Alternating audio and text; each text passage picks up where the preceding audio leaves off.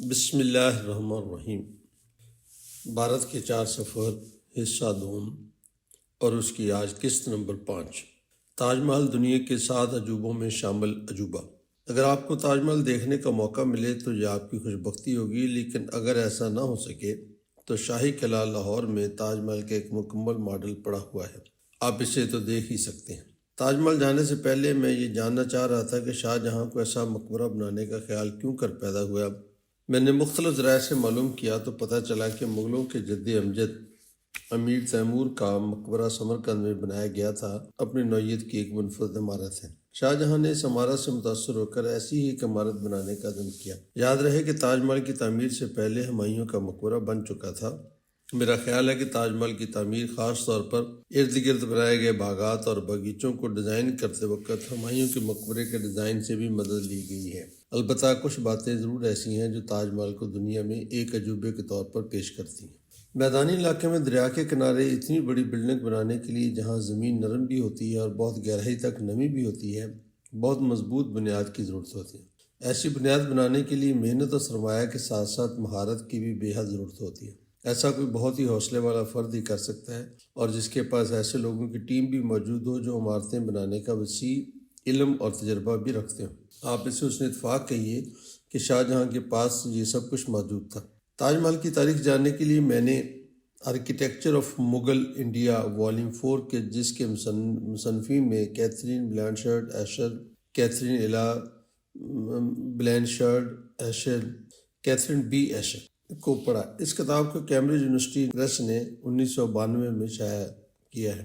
اس کے ساتھ ساتھ علی جاوید اور تبسم جاوید کی کتاب World Heritage monument and related edifices in India, جسے الگور پبلشر نے 2008 میں امریکہ میں شائع کیا، سے بھی مدد لی ہے۔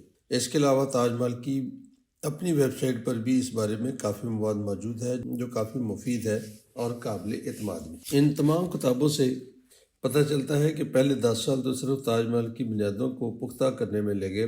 بہت گہرائی تک بنیادیں کھودی گئیں اور انہیں پتھروں کی مدد سے اس قابل بنایا گیا کہ وہ اتنی بڑی عمارت کا بوجھ سہار سکیں اور دریا کے پانی سے بھی محفوظ رہیں۔ اسی محنت کا نتیجہ ہے کہ یہ عمارت دریا کے کنارے موجود ہونے کے باوجود پچھلے 400 سال سے اپنے پاؤں پر کھڑی ہے۔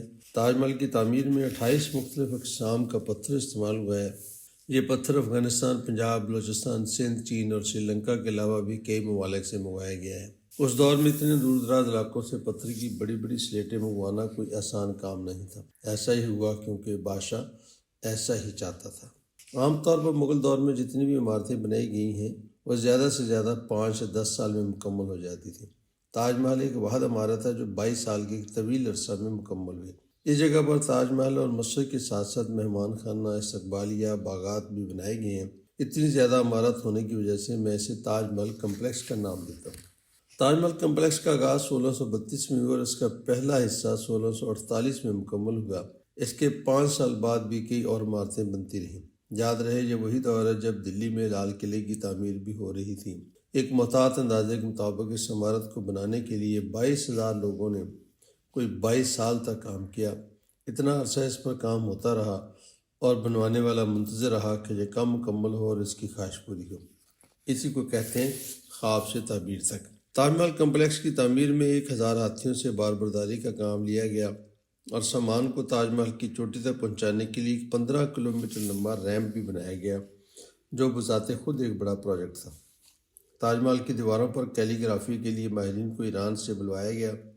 کیلی گرافی کرتے وقت جو آیات اوپر لکھیں گی ان کا فونٹ خط کا سائز بڑا ہے اور جیسے جیسے نیچے آتے جائیں الفاظ کا فونٹ چھوٹا ہوتا جاتا ہے، جس سے انہیں پڑھنے میں آسانی ہوتی ہے۔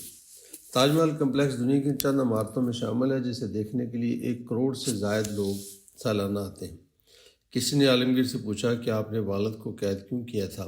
جواب میں اس نے نامکمل کالے پتھر سے بنائے ہوئے تاج محل کی طرف اشارہ کر کے کہا کہ اگر میں ایسا نہ کرتا تو مغل سلطنت دیوالیہ ہو جاتی۔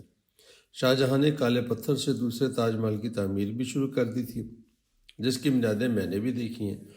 کہتے ہیں کہ محبت میں حساب کتاب نہیں کیا جاتا۔ ایک طرف محبت تھی جس کے سامنے رقم کی کوئی حیثیت نہیں تھی، اور دوسری طرف مستقبل کا ایک بادشاہ تھا جسے کاروبار مملکت بھی چلانا تھا۔